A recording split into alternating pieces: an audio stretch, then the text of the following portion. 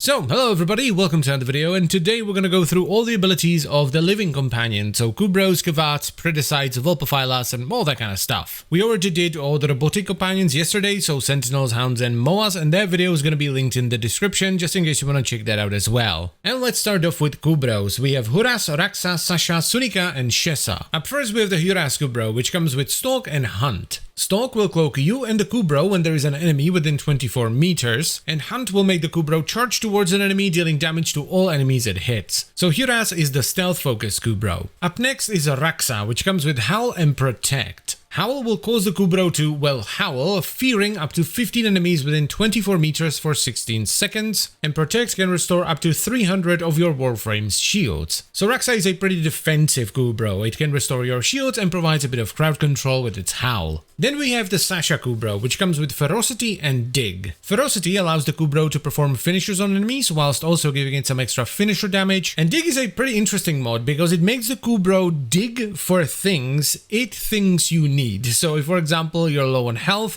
it will dig up some health orbs. If you're low on energy, it will dig up some energy orbs. If you're low on ammo or you don't have maximum ammo, it will try to dig up some ammo. This has about a 15-second cooldown, though this can sometimes glitch out, and the Kubrow can even dig up mods every now and then. Next on the menu is the Sunika Kubrow, which comes with Unleashed and Savagery. Unleashed will grapple VIP targets within 60 meters and crowd control them, and Savagery is the same as Ferocity on Sasha, so it allows the Kubrow to do finishers and gives it some extra finisher damage. This isn't a particularly useful Kubrow because the only unique thing it does is it grapples capture targets. So let's move on to the final Kubrow, which is Chesa, and this one comes with Retrieve and Neutralize. Now, Retrieve, often referred to as Chesa Crate, gives the Kubrow a 45% chance to scavenge additional loot from a fallen enemy or a container within 30 meters every 10 seconds. And then Neutralize allows the Kubrow to disarm an enemy within 20 meters. So Chesa is the farming Kubrow that adds a little bit of utility with its disarm. So that's all the Kubrow stuff. Now let's talk about the Helmet Charger. Now the Helmet Charger is a little bit unique. It has two precept mods, and those are Trample and Proboscis. Trample will make it charge towards an enemy, dealing a little bit of damage to all enemies in its path, and Proboscis will grapple an enemy within 30 meters, pulling them towards the charger and doing a little bit of damage to them. However, the charger can also equip two mods from the Strain set. Now the set bonus on this makes the charger grow cysts that then pop and spawn maggots that fight for you. The two mods are Strain Eruption and Strain Fever. Strain Eruption makes the maggots explode on death, dealing a percentage of the enemy's current health as corrosive damage to all enemies within 8 meters. And Strain Fever gives the charger more damage for every cyst.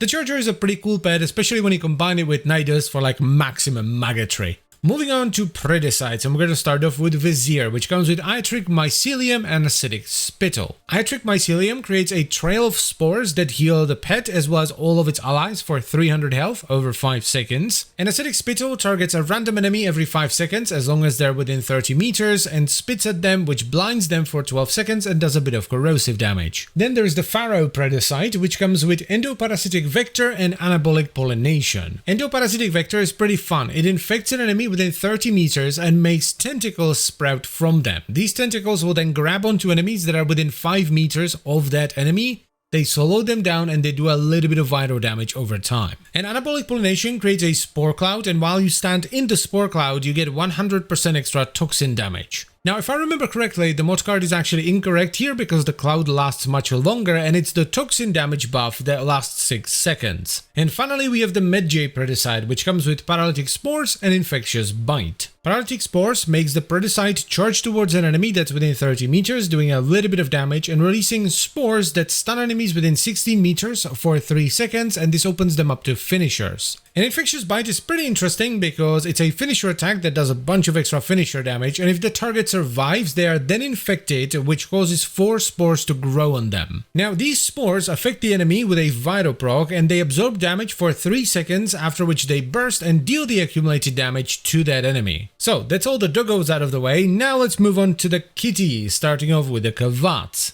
Up first we have the Adarza Kavat, which comes with the Reflect and Cat's Eye. Reflect gives the Kavat a 40% chance to reflect any damage it takes back to the enemy whilst amplifying it by 60%. And Cat's Eye is one of the best crit buffs in the game. It has a 20-second cooldown with a 10-second uptime, and it provides all allies within 25 meters of the Kavat with 60% extra crit chance. And this is flat crit chance that's added at the end of the calculation. So if your weapon after modding has 20% crit chance and you get Cat's Eye, it's gonna have 80% crit chance. So yeah, Adarza is a really good pet for just doing big damage. The second Kavat on the menu is Smita, which comes with Mischief and Charm. Mischief allows the Kavat to go invisible for 9 seconds every 7 seconds while a decoy Kavat shows up and draws enemy fire. Now while the duration of Mischief is longer than its cooldown, it's only active for as long as the decoy Kavat is alive, which is also why the decoy Kavat has a 15% chance to dodge damage. And Charm gives the Kavat a 28% chance to bestow good fortune upon you every 27 seconds. Now, good fortune refers to one of 6 buffs that you will get at random.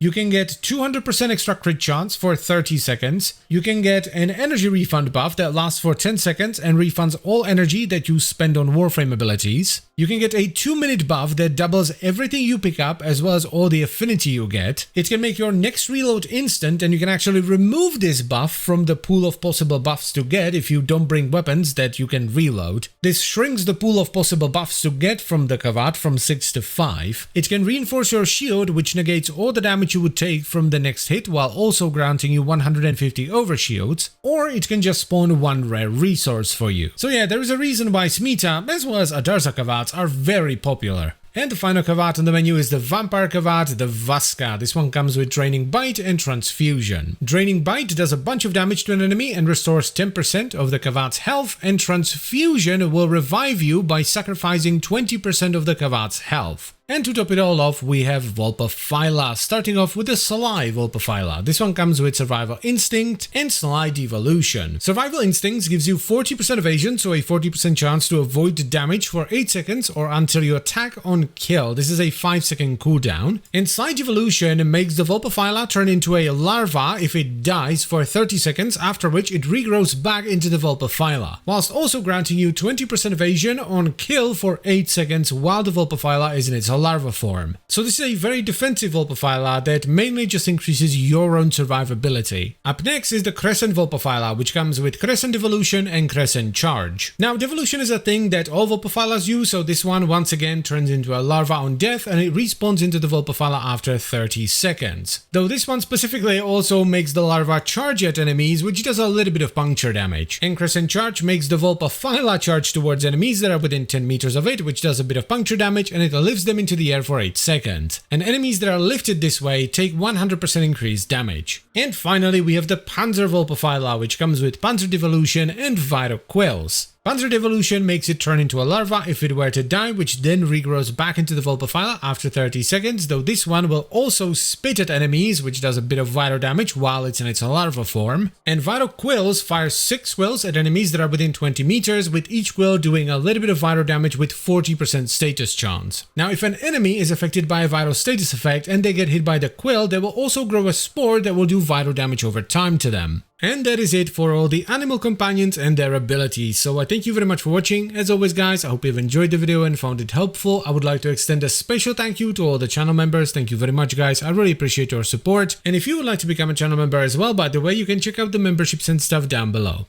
And I'll see you next time. Bye bye.